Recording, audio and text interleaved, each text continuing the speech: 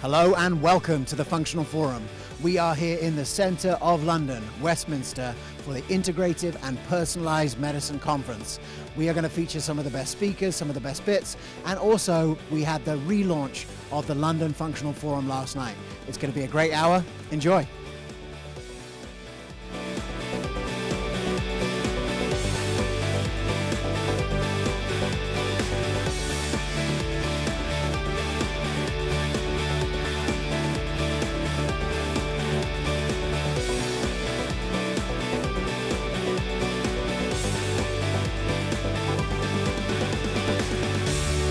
Off the conference, we have Dr. Michael Dixon, who is the chair of our first day here of Whole Person Health, but also one of the leaders of the movement to inspire social prescribing, which is making waves here in the UK. So let's listen to his opening address. Enjoy. The biggest and the best conference on integrated and personalised care. And can I also say congratulations for coming, because today we live on a precipice. Just look how unhealthy our lives are. 2/3 of the population overweight or obese, and the rate of long-term disease just going on up and up and up. And look at the misery on the streets. The quarter of girls between the ages of 14 and 16 who are self-harming. 23% of women on antidepressants. What society do we live in? And are we trying seriously enough to overcome those social determinants in health that account for 80% of disease and illness? Well, are we hell? All our current model offers is short-term solutions and superficial answers. Injections for those that are overweight, which in fact have gone out of stock anyway, but when we should actually be sorting out what we eat. And the endless pills to numb our minds and just stop us complaining. It's not good enough. And so I have to ask you, where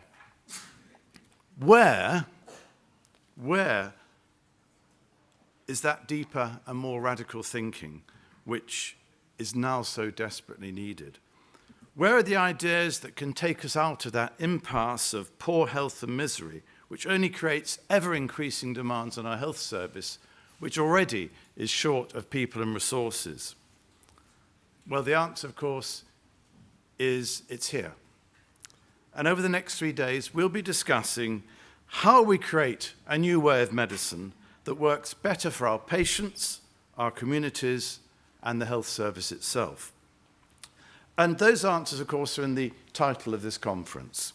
First, we must create a compassionate and a personalised system of care, one that factors in our beliefs, our cultures, our hopes, and our abilities, not to mention our biomes and our genomes, rather than one that ignores our individuality and thus blithely and bluntly applies population-based, evidence-based medicine. And then we must build a more integrated system that respects mind, body, and soul, and the different healing traditions. But most important of all, we must create, we must enable, and we must activate all of us in our own health and care. And that new medicine must respect the psychosocial every bit as the biomedical. Otherwise, we will never be able to change a social and an economic system that conspires to make us all as unhealthy as we possibly can be. And today in here, we're going to see the first green shoots of that new way of medicine, that medical revolution. Our Beyond Pills campaign, which Sam's mentioned, is rapidly gaining momentum, as you'll see this morning. Social prescribing, helping those who have least, is now developing from its roots here in the UK to 25 countries worldwide. Today, we launch the College of Medicine's Food for Mind initiative and our Instead of Antibiotics campaign. And throughout this conference, you'll be listening to a unique lineup of world-class speakers who are thinking out the box.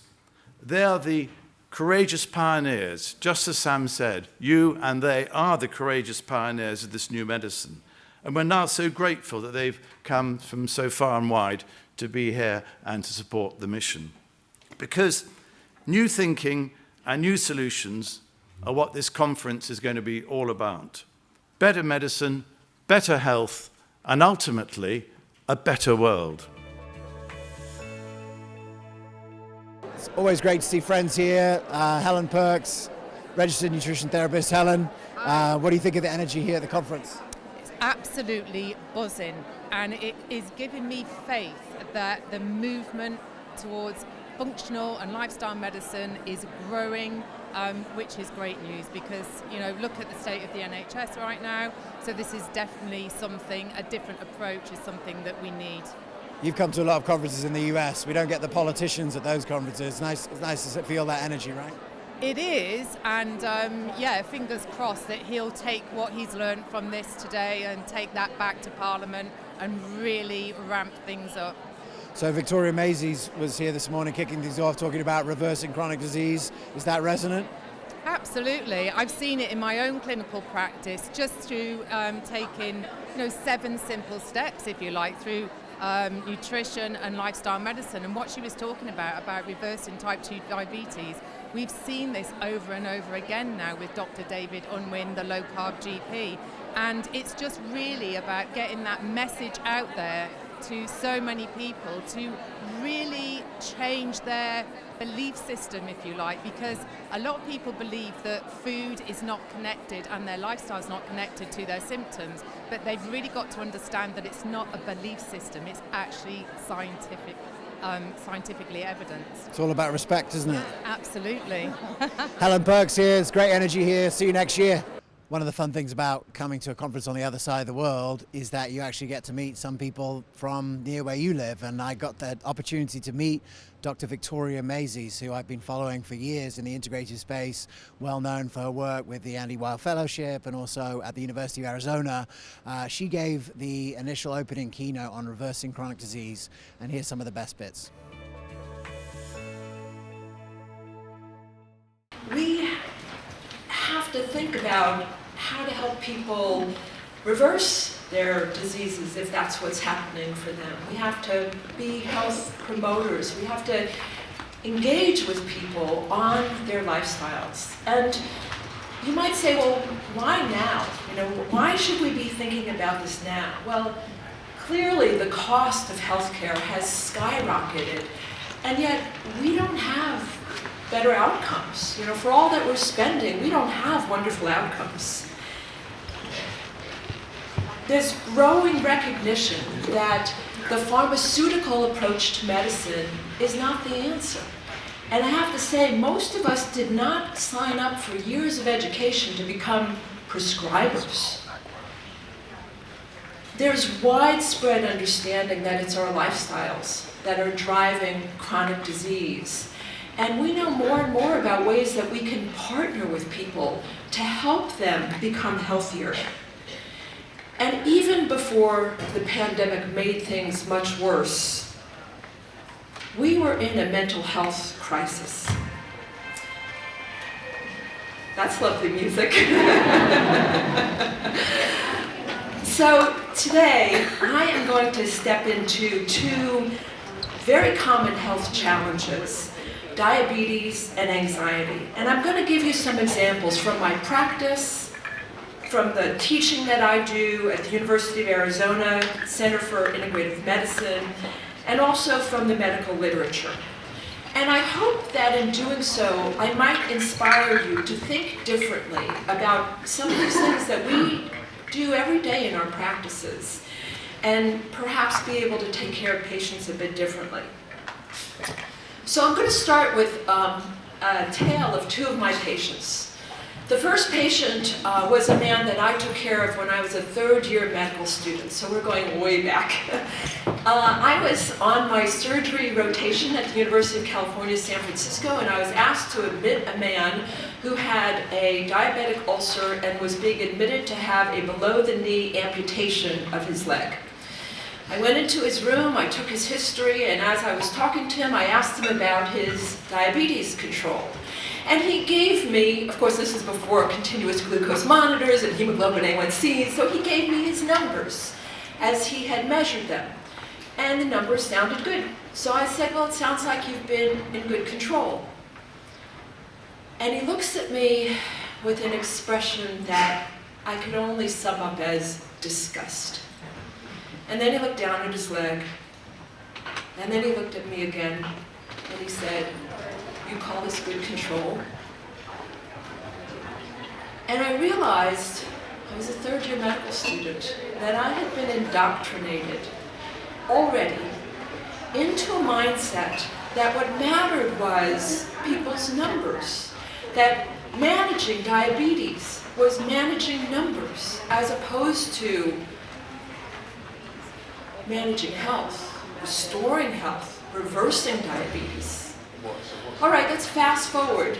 Around 1990, I'm in my first year of practice in Northern California. I have a lovely patient, his name is John. John has high blood pressure and high lipids, and he's on medications for both. And he comes in for his regular visit, and I measure his blood, and I realize that he now also has diabetes. And when I told John, somehow it flipped a switch for him. He did not want to have diabetes. He was okay with high blood pressure and high lipids, but he was not okay with diabetes. And he said, is there anything I can do? I just don't want to be on insulin. I don't want to have diabetes.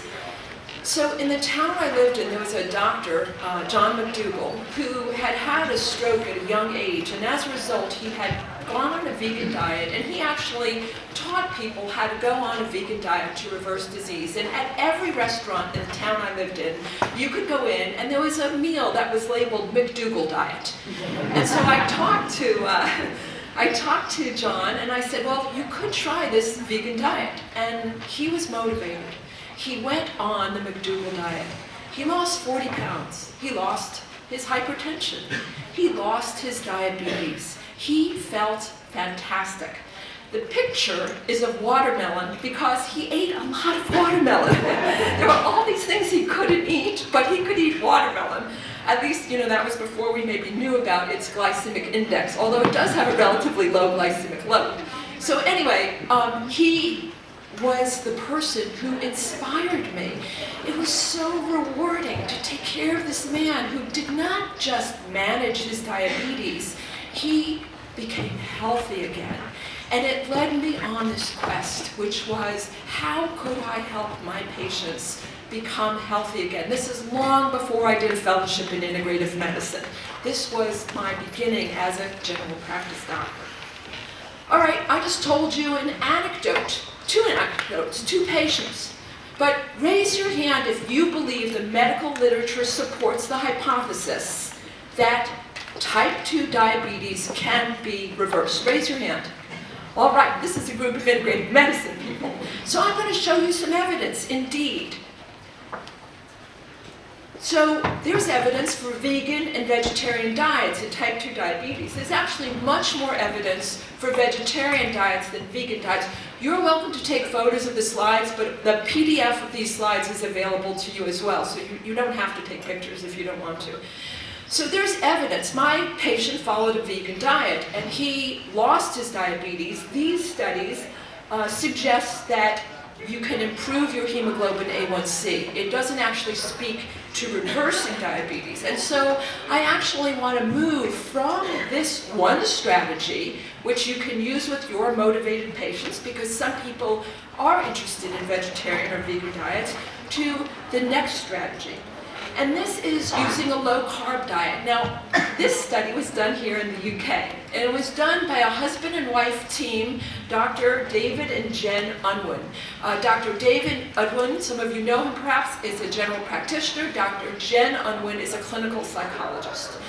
And as you can see, they followed 186 patients for about 34 months, and 77% of these patients were able to go in remission, get off all of their medications, if they were within 1 year of diagnosis. If they were longer than 1 year, you could see it wasn't quite as good. But not only did these people reverse their diabetes, they also improved their lipids, they improved their blood pressure, they lost their weight, 10% of their body weight. So it has this broad salutogenic effect. Now, I was really interested in what made Drs. Unwin do this study, and it turned out that Dr. David Unwin had a patient with diabetes, a woman, who, for a long time was on diabetes medicine, and then she didn't come into the clinic for almost a year. And when she came in, she no longer was on her diabetes medicine, and she had lost a tremendous amount of weight. And she said to Dr. Unwin, "Why didn't you tell me that bread turns into sugar?" She had gone on her own on a low-carb diet. So that made him curious, and his wife had the background in behavioral health, and together on their own time, they ran studies where they had 18 people in a group, and they supervised them and helped them do this low-carb diet, and they found these tremendous results. All right, how about intermittent fasting? Does anybody do this, time-restricted feeding? All right, quite a lot of you. Well, that also has shown evidence. This is actually quite a small study, as you can see, only 36 people, but look at that, 55% went into diabetes remission, and 65% of the people who went into remission had actually had diabetes for 6 or more years. So even with long-standing diabetes, doing time-restricted feeding can work. Now, I just want to say, when I suggest this to my patients, some of them are delighted because it's easy. You stop eating at 6 p.m. and you don't eat the next day until 8 a.m. or so, depending on if you're on 13 hours, 14 hours, up to 16 hours. Other people, the moment you tell them that they can't eat for a certain number of hours, you know what happens? They're starving. They're miserable. They hate this. But for the people who actually find it pleasurable, because they're not on a diet, they can eat whatever they want. They just have to structure the time. It can be a really brilliant solution. Here's another strategy. This is an intensive lifestyle program. It was carried out in Qatar. And as you can see, they compared people on intensive lifestyle with usual care. And the group that had the intensive lifestyle was first put on a meal replacement, and then they were put on gradual food reintroduction with physical activity support, weight loss management with lifestyle support. This is not exactly the same as the diabetes prevention program, which has been around for more than 25 years because we don't start people usually with a meal replacement, but it's not all that different. And as you can see, again, 61% of the people in the intervention group went into diabetes remission.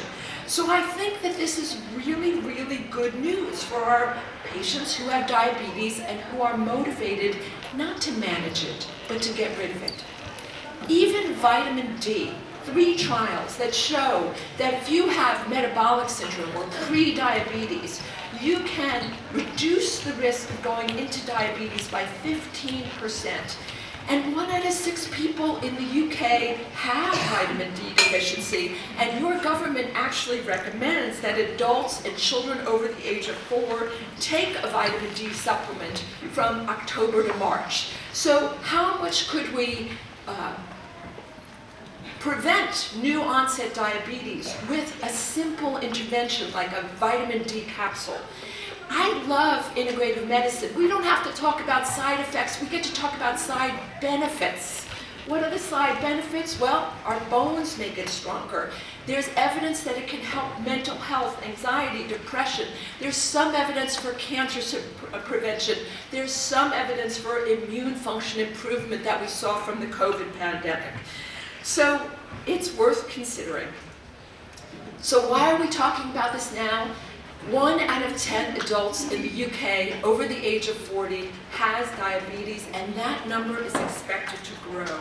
And we want to change that, especially when you think about reducing the number of prescriptions, because diabetes is expensive. The data I found showed £14 billion a year in the UK to treat diabetes and its complications. And it's not just financially expensive, it causes tremendous suffering. The complications of diabetes to the eyes, to the neuropathy that it causes, kidney function, it causes suffering.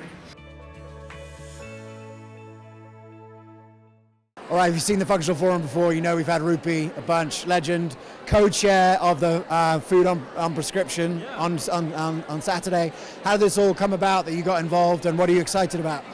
So yeah, this is the second year that I'm involved. Love the conference, it's epic, and the Food on Prescription Day is all centered around getting more ingredients that are nutrient dense into people's diets, what the challenges of that are, affordability, the latest research looking at everything from inflammation to DNA, nutrigenomics, and more. So yeah, like it's a really fun day, and we've got tons of people from all different backgrounds. You've got GPs mingling with nutritional therapists, with holistic dietitians, with scientists. It's like the place to be if you're interested in food as medicine and nutritional medicine on a scale. As a guy who's come across to a lot of US conferences, how cool is it to have a conference of this size and this scale here? Yeah, you know, since we connected many years ago, I already thought that these kind of events could exist in the US because there's much more of an appetite there. But these kind of conferences, as we're seeing over the next couple of days, like just demonstrates how much interest there is over here, and it comes from need.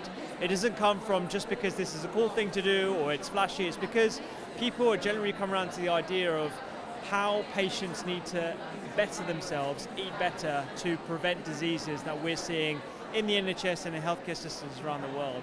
So these kind of events are fantastic, and they're on a scale that matches, I would say, those that we see in the US. Yeah. Well, keep up the amazing work. I know you've got a lot of different things going on. Awesome to see the new studio, also to see congratulations on getting married, and very excited to see your star continue to shine, my man. Appreciate it, man. All right, Appreciate you. check out the next section. Here with Dr. Deepak Ravindran. Doc, you know, you're a leader in, I would say, the chronic pain space and thinking about it in a different way. What do you think about the conference so far this morning? It's brilliant. This is my second time I've come to this conference. Each time it gives me a buzz. It gives me a wholehearted appreciation of the amount and the number of healthcare professionals and the ways that we can integrate and offer support to our chronic disease patients. And I'm full-time NHS, and often I realize once I step out of that NHS mold, you realize there's so much we can do for the patient, and I always get filled with so many new ideas and inspiration that I see how I can bring this back to the NHS in some way. Well, one of the speakers this morning was talking about his pain cafes, right, and how he got off opiates. I was actually wondering what you thought about that. So Sean Jennings, actually I interviewed him for my book when I wrote The Pain-Free Mindset there. He's a brilliant patient advocate, and ideas like that with lived experience trainers, as they are calling them, people who have got something to give back. And I think it matches so much with what you talked in your talk about Brené's comment about the fact that his story of how he's made it is now going to be the survival guide, and how he is going to make the next generation of pain patients use community approaches to de-prescribe, to get a better quality of life, to discover what it is they can do for their pain rather than just conventional approaches. Yeah, well, I want to say how inspiring it is that someone who's so far away from primary care in a certain way, and your secondary care work is so interested in that stuff. And thanks so much for being here, and look forward to seeing what you do next. So last night we had the relaunch of the London Functional Forum, featuring some of the speakers here at the Integrative and Personalised Medicine Conference.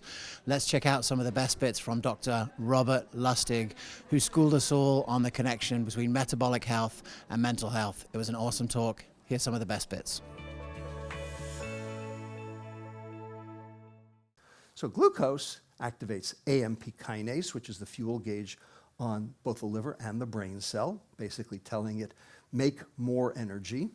And it also increases this enzyme here in the mitochondria called HADH, hydroxyacyl-CoA dehydrogenase. The sum total of which is to increase mitochondrial beta oxidation, increasing ATP generation. This is a good thing. Great. Fructose, on the other hand, in red, inhibits 3 separate enzymes that are necessary for mitochondria to function. It suppresses AMP kinase, and it doesn't just inhibit it, it non-competitively inhibits it. It binds to the active site in AMP kinase and renders it inactive. In other words, when fructose touches an AMP kinase, it's dead. You gotta make new. Okay? That's not good. It also decreases this enzyme here called ACAD-L, acyl-CoA dehydrogenase long chain, which is necessary to chop up the fatty acids into 2 carbon fragments so they can be oxidized. And finally, uric acid made from fructose decreases carnitine palmitoyl transferase 1A, which is the shuttle mechanism that regenerates carnitine, which allows the fatty acids to get into the mitochondria for burning in the first place. The sum total of which means beta oxidation goes down. So clearly, not the same. So anybody who says a calorie is a calorie, sugar is sugar, okay, basically, leave them in the dust. They are the problem. Okay? The problem, of course, is that that's what the food industry says, so that's what a lot of the public thinks, and we have to basically turn that around, and I've been working on that. All right.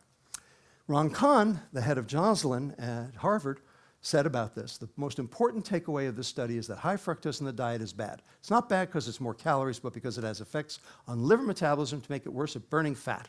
As a result, adding fructose to the diet makes the liver store more fat, and this is bad for the liver and bad for whole body metabolism. That's not the only thing it does, but it certainly does that. Well, that's bad all by itself, and one of the reasons why everyone now has fatty liver disease. Okay? All right, number 2, monoamines, glutamate and GABA. My colleague Bill Wilson, who wrote the book Brain Drain, is a very astute clinician. And he basically, by interviewing thousands and thousands of patients over his career and doing DEXA scanning on them as he did that, was able to identify 22 symptoms that all sort of conglomerate together, cluster together. And he calls these symptoms carbohydrate-associated reversible brain syndrome, or CARB syndrome, how appropriate. Okay? And they all get better when you carbohydrate restrict. Okay? So, kind of cool. The question, of course, is through what mechanism? Maybe, we don't know this, again, this is why we need research, maybe it's because of the glutamate to GABA transition. So people think glutamate is a neurotransmitter, GABA is a neurotransmitter. Indeed they are, but turns out glutamate gets turned into GABA, and it gets turned into GABA through an enzyme called glutamine synthase, and there it is, GS right there. So the glutamate is made in one neuron, goes across the synapse, goes to the astrocyte. The astrocyte turns that glutamate into glutamine. Then that glutamine exits and ends up in the GABAergic neuron, where it gets converted first to glutamate, believe it or not, and then to GABA through these 2 enzymes. So there is a cycle of these 2 neurotransmitters. And you can see that when you incubate rat synaptosomes with glucose, okay, this is how much glutamate and this is how much GABA. It's about a 3-to-1 ratio. When you incubate them with fructose, it's a 100-to-1 ratio because you're not turning one into the other. Okay? And it turns out, for time, I'm going to have to make this very fast. Glucose keeps your immune cells in your body at bay, and fructose activates them, and so you end up with an increased immune response, which probably had a lot to do with COVID, and why ultra-processed food was associated with COVID severity. Number 3, these trophic factors I mentioned, okay, insulin, leptin, and BDNF. So you'll see here is insulin resistance here, so hyperinsulinemia, okay, ultimately leading to depressive disorder through these multiple mechanisms. Well, it turns out insulin blocks leptin at the level of the brain. Now, leptin, as you know, is the hormone that your fat cell makes and goes to your brain and tells your brain, hey, I've had enough. I don't need any more. And it also increases axonal growth and increases synaptogenesis, especially in the hippocampus, which matters because that's like memory. That's like dementia, right? Okay? So leptin causes neurons to branch and connect. It regulates neural and glial protein levels. It corrects cognitive defects in patients who have leptin deficiency. And sugar, we know, causes insulin resistance, and we know that insulin resistance causes leptin resistance because insulin blocks leptin signaling. That was the work that got me into this field in the first place back in the early 2000s. And this is from the Whitehall study. Okay, sugar intake from sweet food beverages, common mental disorder, and depression. Again, correlation, not causation, snapshot in time, not good enough, but certainly enough reason for discovery, certainly enough reason to explore this question much further. Okay? We at UCSF did a causative study. What we did was we took 43 children from our clinic at UCSF, all with metabolic syndrome, all high sugar consumers, Latino and African American, okay? And they all had obesity plus at least one comorbid disorder. And what we did was we studied them on their home diet and figured out, they had fatty liver and they're making VLDL like crazy, et cetera. And what we did was we then took the sugar out of their diet for 9 days. Now, if you do that, you're going to take 350 to 400 calories a day out of their diet. And if you do that, after 10 days, you might lose weight. We didn't want them to lose weight, because if they lost weight, people would say, well, of course they got better, they lost weight. We needed them to stay the same weight or even gain weight. So we had to give them extra calories, but it had to be isoequivalent calories. So if we took the fructose out, we had to do something that was isocaloric. We gave them back extra glucose. We gave them starch. So we gave them, it was a starch for sugar exchange, a glucose for fructose exchange to keep their weight up over the course of the 10 days. Everything else was held constant, but instead of fructose, they were getting glucose. And what we found in 10 days, liver fat went down 22%, turning sugar into fat in the liver went down 46%, triglycerides went down 49%, visceral fat went down 7%, and most importantly, their pancreas started working right. We actually reversed their metabolic syndrome with no change in calories and no change in weight, just by getting rid of the offending mitochondrial toxin because of the insulin resistance. And this has now been corroborated by a second study out of UC San Diego and Emory. Now, what about all the mental health issues? Well, addiction.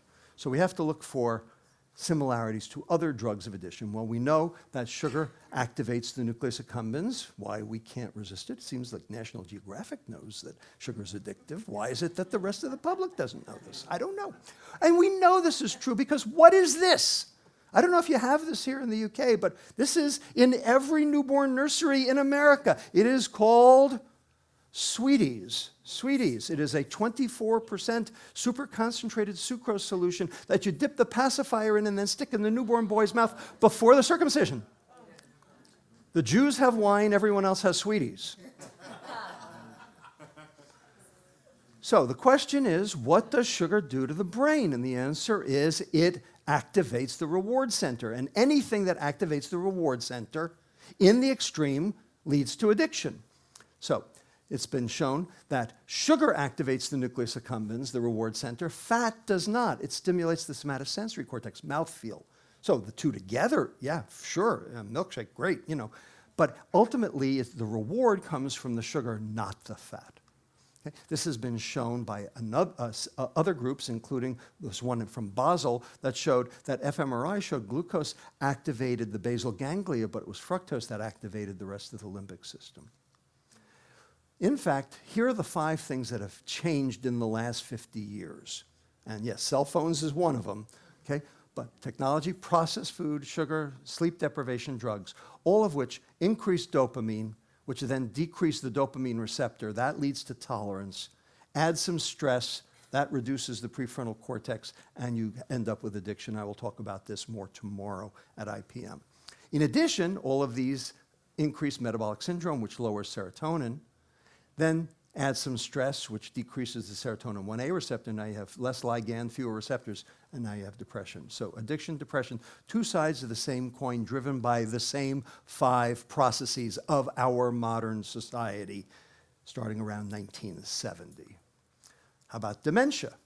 Okay, well, does sugar cause dementia? Obesity is associated with dementia. It's associated with changes in neural projections. Again, sugar, insulin resistance, and hyperinsulinemia. High insulin levels, and the Western diet correlates with dementia. Okay? Well, turns out, again, diet and exercise changing mitochondrial ATP generation, reactive oxygen species, loss of homeostasis with changes in cognition. But you can fix that by omega-3s. You can fix that problem. This is work from Fernando Gomez-Pinilla at UCLA. And it's been shown that sugar beverage consumption correlates with preclinical Alzheimer's in large communities. Cognition, okay, turns out changes in insulin resistance here on the x-axis correlate with changes in hippocampal volume inversely. So the more insulin resistance, the lower the hippocampal volume. And that ultimately leads to changes in executive function and cognitive flexibility. This came out, long-term overconsumption of sugar starting at adolescence produces persistent hyperactivity and neurocognitive deficits in adulthood. Is anyone surprised about this? If it's affecting ATP, if it's affecting glutamate, if it's affecting trophic factors, anybody really surprised? Okay, how about the Twinkie defense? Is my favorite, you know. In San Francisco, this has, you know, very great meaning, you know, and I don't have time to explain it. Tell me, find me later.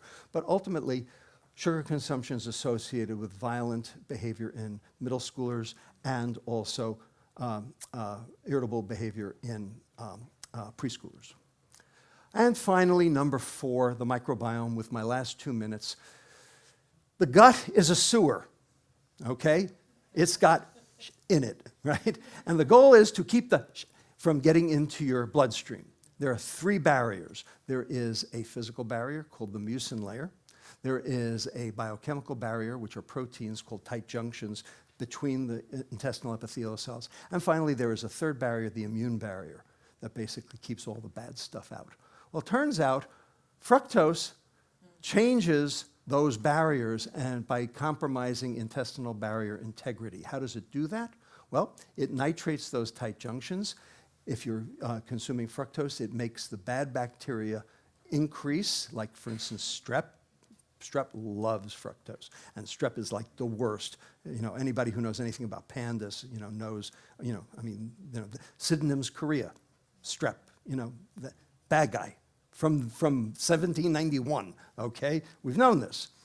In addition, fructose activates the inflammasome at the level of the liver, driving insulin resistance further.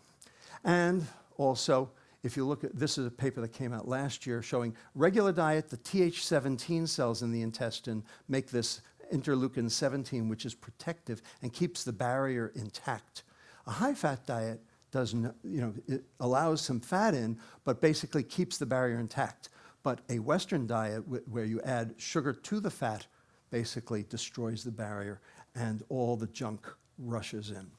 Okay, so in summary, my last slide, hooray. Food has direct and indirect effects on the brain. It can act centrally or peripherally to alter neuronal function. It's an initiating and aggravating factor for many psychiatric diseases. These can be attenuated or ameliorated by the right foods. Well, what are those? How about real food? Okay, ultra-processed food makes everything wrong. Food can affect brain metabolism through 4 mechanisms: mitochondrial energetics, glutamate neurotoxicity, insulin resistance and inhibition of trophic factors, and microbiome dysfunction, leaky gut, and inflammation. You, as functional medicine physicians, can help, but you can't fix the food. You're not enough. You're a good start, and I'm here to help you. But ultimately, we have to fix the environment, and so we need more. So I'm here, I'm for you, but I'm also not a functional medicine physician because I recognize this problem is bigger than you. All right, I'm going to keep working on it. All right, thank you.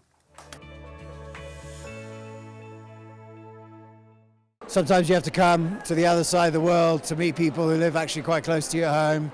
Dr. Nasha Winters, leader in the cancer metabolism space.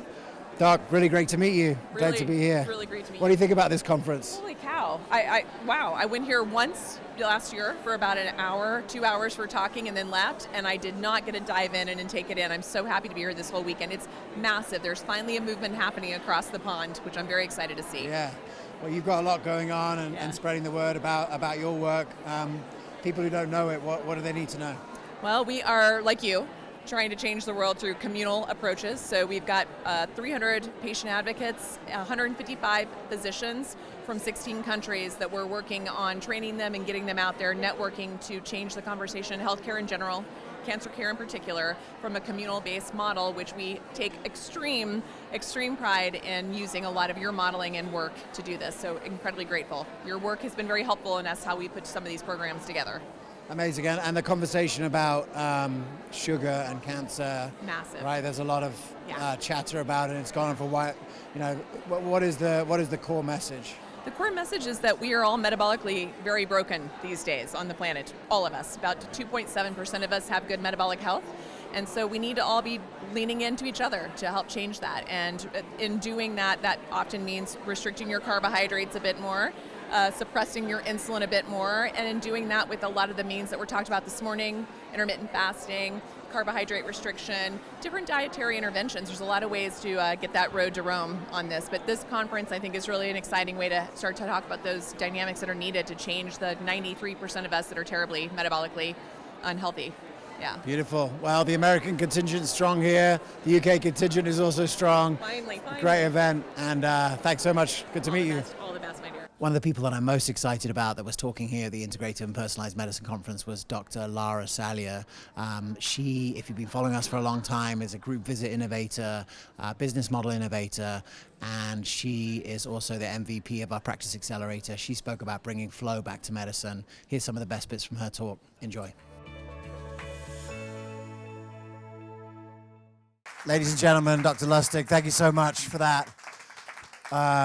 Yeah, so much good stuff in there. Like, you know, obviously over the Functional Forum, 110 episodes, 300 podcasts or otherwise, we've had an incredible, you know, clinical content. And, you know, it is super satisfying as a provider, as a practitioner, as a doctor, to help someone implement this information and see mental disorder, you know, dissipate through a change in the diet. That is cool.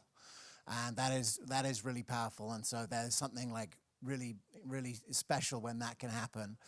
But I also just, you know, one of the things that that the Functional Forum, when we started out, we realized that there were a lot of doctors who were going to conferences like this, learning all the information, but just not doing it because they had a day job.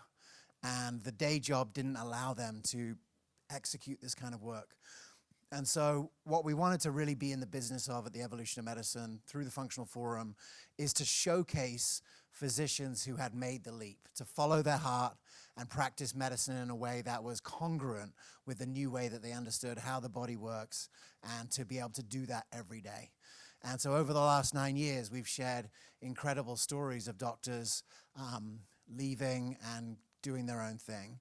And so I'm super excited here tonight to introduce you to one of those doctors, because, you know, it's one thing to learn the information, it's another thing to do it every day.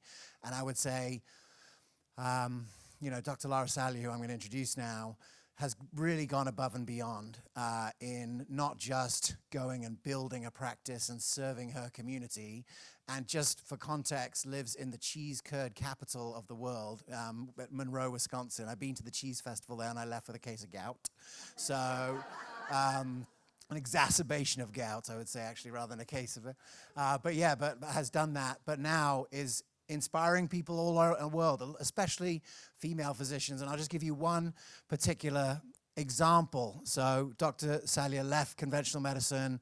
She'll probably tell you the story, and I'll leave the story to you about how you got there.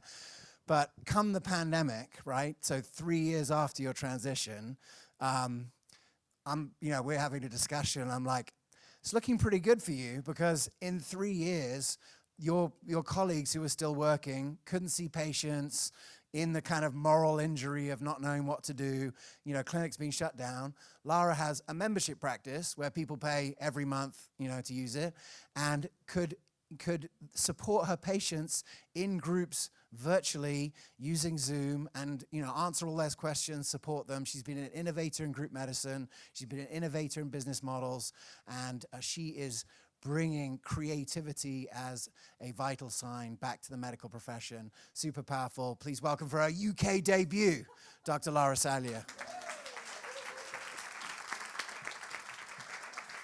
Ew. Can you cut the overhead? Can we take this now? Is that easy? Thank you very much. I like to start with a question. First, I like to call myself a chief creativity catalyst. And that's because I like to look for new ways to infuse creativity and flow into medicine.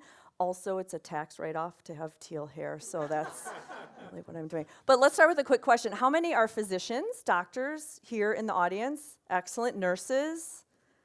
Fantastic. Nutritional therapists? Excellent. Physios? Anybody else I'm missing? Excellent. And anybody else? Coaches? Psychology? Awesome. Perfect. Okay, I want to have you time travel with me and take yourself back to the moment before you're in your career right now, and you made that one decision with glee that you're going to become a physio, a psychologist, a doctor, a nurse. And just remember what that felt like, how excited you were, right? How many of you said, I want to do this to help people? Right, to make a difference, maybe? How many said, I want to do it to be burned out? Right? Nobody, right? Nobody. So I believe that choosing a career in medicine of any stripe is a self-expressive vote for a better future, right? I believe we do this because we really want to create a better, healthier future for everybody. And as you're making that decision, you don't realize how the landscape of medicine changes. And that's where I was in 2016. I was relatively young enough, old enough to remember the paper charts, but young enough to know how to type fast, to know how to dictate, to do all the things right. And yet there I was, brushing back tears, driving my youngest kid home, wondering why I felt the way I felt. And it was because medicine was incongruent, as James said. It had become a landscape I wasn't familiar with. And at that point, I had no idea what was going on. Was I depressed? Was I just sad that my kids were growing up? Was there more wine I should drink, different yoga I should do? I had no idea. And what it was is I was burned out, depersonalized, feeling low perceived achievement, and emotionally exhausted. I was running on fumes. Now, interestingly, burnout in the brain, if you take all of our brains and put them in a functional MRI, they have the same pattern as grief. So that means we're going to work grieving, as if you had just lost a family member. And grief is loss. So here I was going to work. So what did I do? I said, I'm done. So I put my resignation in to my administrators. I said, in 9 months, I'm going to be done. It was leap year, 2016. I said, December, I'm done. I don't know what I'm going to do. So my Google searches had things like cake decorating, teaching. I figured, I'll figure something out. There's a pub down the street. James went there. I figured there's cheese and beer. I could serve my community. I had no idea. And in my hospital, they give you a certain allowance for CME conferences. So I thought, I'm going to spend it. It's my last medical conference. I'm going to go somewhere good.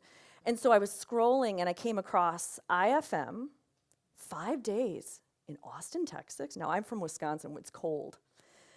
And I thought, they have yoga in the morning, and they have organic food, sign me up. And so I went there as a burned-out physician. I came back as a zealot of functional medicine. And I said, this is what I want. I'm not burned out in medicine. I'm burned out in the way I'm delivering medicine. And so I quickly met with my administrators and said, I have the idea. I want to create a functional practice here in the hospital. Now, this was a while back in a Midwest rural farming community. People love their beer and cheese. My administrators did not even know what functional medicine was. So we had many meetings. It's different now because guess what? After I left years ago, and now they hired a lifestyle medicine practitioner. So they're coming on to it. But at the time, they said I didn't quite understand. So I ended up breaking up with my patients for 9 months. It's not you, it's me. I'm leaving. 1,900 patients. I opened up my practice, and I loved it. That's where I met James, Practice Accelerator. Great jump start to get into the business of medicine. But guess what? You can get burned out in functional medicine. How many of you think functional medicine is a little bit complex? It's a little complex. And I found that we get so excited about all the details. Our eyes light up and we can't wait for patients to come in, and we say yes to everybody at our doorway because we want to help the world. We want to help everybody. And so it becomes an easy slide right back into burnout if we're not careful, because you can't help everybody. As Dr. Lustig said, the world is toxic, right? Healthcare is decaying. I'm not going to cure everybody of burnout. Nobody can guarantee you won't feel despondent. And so patients come to you with hope because you are different and you offer something different. And so you take that into your heart and you have this burden that you are going to create their health. And we can't do that. That is a highway to burnout. And what I found is I started finding ways to make medicine and the practice of medicine more flow channeled. In our brain, if burnout is grief, what is the opposite pattern? It's flow. The only time your brain produces all 5 neurochemicals of happiness. And we've all had flow, right? Maybe some of you play instruments. Anybody play an instrument? Oh, good. Anybody like to do surfing? Somebody said surfing, right? Somebody said wetsuit? Oh, yes, there you go, web surfing. But flow is something that we all know how to do. And dare I say, I remember as a student, all the doctors, they were in flow. Why? They had staff that appreciated them and they loved them and they could wordlessly tell their nurse, hey, can you order a CBC? I'm going into the next one. I know Mrs. Jones. They knew their family and they could control their schedule. They were getting into flow all the time. That's what I trained under. And so here I am in the landscape of modern medicine, not controlling my schedule. And now even as a functional doctor, you have all this volume of information. We have to make it flow channeled or we won't survive.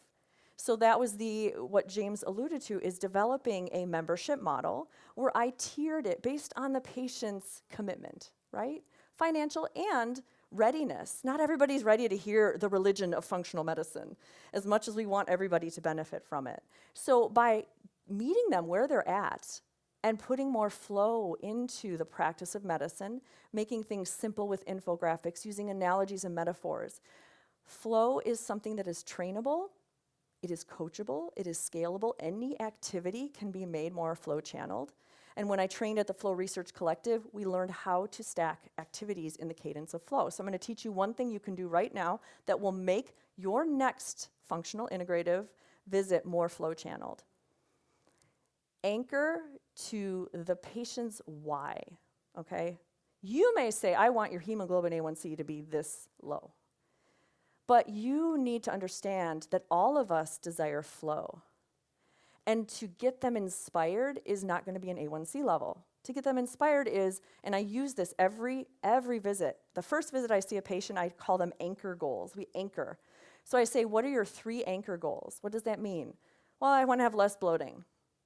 How will you know you have less bloating? I don't know, I'll feel better. No, I want more detail. Okay, I won't have to count the toilets in the mall when I go, right? Detail. Or I don't want to be tired anymore. What does that mean? And then they go, well, I don't know, I get home from work and I'm tired. I want more clarity. Well, I want to skip the 1 p.m. latte. There you go. That's the anchoring goals. That's going to drive their flow because then they're going to be able to measure. You can still keep your data, but I also want to ask you to have them frame it in their own terms. So each visit you ask, okay, how close are you to those anchor goals? How many toilets are at the mall? And I don't remember. I haven't even had to count. This is great. Because sometimes they'll say, I'm not better. Has anybody ever had that happen? No, I'm not better. You're not helping me. And then you go, wait a second. Have you been counting toilets? No. Because you need to feel flow. As a practitioner, it can be very disheartening when you feel like you're not making a difference. And you are. You're making a difference. So anchoring that down into how they can perceive their body differently will also help you be less burned out because you'll see the impact you're having generations to come. So yeah, I hope everybody can find their own flow, practice creativity, and put that back into medicine so that we can keep you all for a lifetime to come. Thank you for this opportunity, James.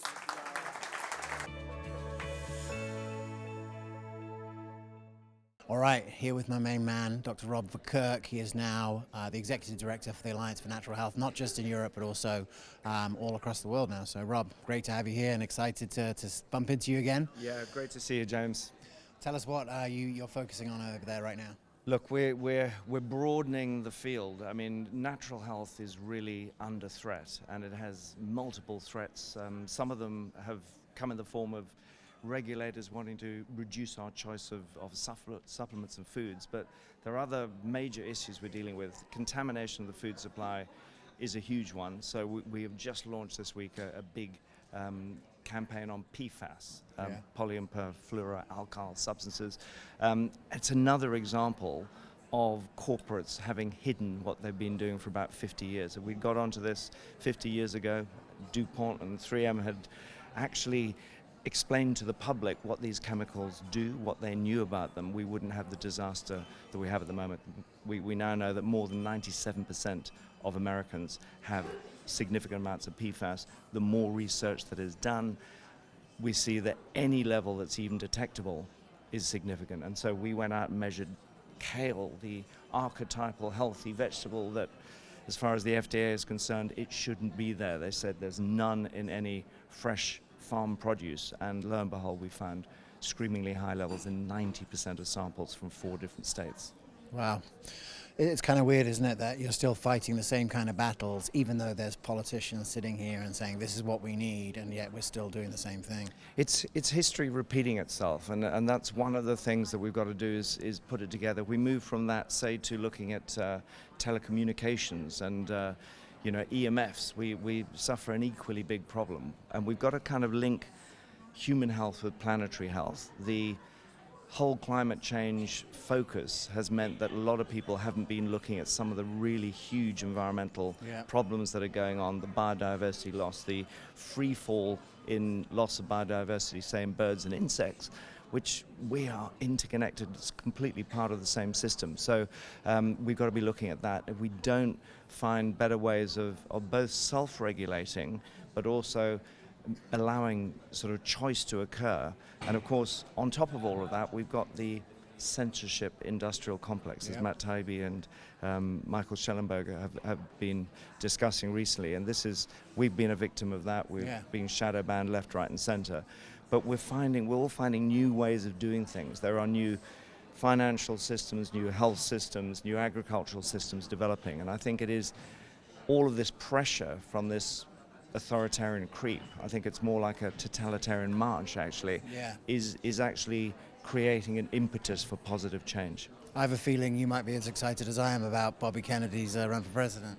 Look, it's super exciting, and it's sad to see the way the system just has to turn. You know, they've become experts in scapegoating, and of course the Kennedy family does have some baggage, and so they'll use anything to try and take them down. But yes, certainly an exciting time, and it shows you have to stand up for your principles. You've got to be prepared to have your head taken off. Kennedys have done that before, and he's doing the same. Well, just one thing I want to ask you about Dr. Ron Hoffman, because it's one of my favorites. Big supporter of mine early on when I lived in New York. He's now, the president of the organization. What's it like working with Ron, and what do you think you guys can do together? Well, look, we work closely with Ron for many years. I've been 15 years on the ANH USA board, and we're working more closely together. Actually, tonight we have a board meeting, and we'll be with Ron, and one of the reasons we got him to narrate our PFAS campaign video is because, he is such a champion of all of these issues. He's got a great ability to put science together, see the bigger picture, and at the same time be compassionate and empathic to everyone around. So he's a role model for how integrative medicine should be running. Absolutely. Well, I just want to say, because we haven't seen each other for a while, but I just want to say I really appreciate the way you and your organization showed up during the pandemic. It was obviously a weird time. Definitely a weird time for practitioners who've been in the space for a long time. And I just want to say, I personally appreciated it. And in conversations with other organizations that weren't doing a good job, I was like, how is it that your position is so far away from the Alliance for Natural Health when really we have all of the same needs in common? And it was actually quite a good moment to bring that kind of accountability, I guess, to other people. Yeah, we've always just used two lenses. One is good science, the other is good law. And we face the consequences. We stand up when something needs to be said, but we try and bring balance. And I know in a world that has become so polarized, there are people now who have become disciples of the mainstream camp, who see our positions as somewhat radical. But I can assure you, when you really look at them, the notion with COVID vaccines, for example, since the Cleveland Clinic study came out, and the fact that we saw for the first time a very clear dose-response relationship. The more boosters you have, the sicker you get from COVID, let alone any other problems caused by damage to the immune system. So that should have been a game changer, but that paper has been largely hidden from public view. So that's our role. We're a bit of a watchdog for the sector, but ultimately we've got to look at the diversity, this huge diversity of issues that relate to human health linked to nature, and that means we've got to also deal with planetary health. Absolutely. Well, Alliance for Natural Health, check it out. Rob is not just running the show here in Europe, but actually now with US and worldwide. So I'm grateful for all the great work. Always great to run into you again. Great to see you. Cheers, James. mate. All the best. All right, bye. Thanks so much for tuning in to the Functional Forum. 18 years ago, I left England because there wasn't this kind of innovation happening in medicine in this country. But it is amazing to see so many practitioners, sold out event, politicians getting involved. The movement is happening. Super excited to be part of it. Thanks so much for being part of it wherever you are in the world. This is the Functional Forum, and we'll see you next time.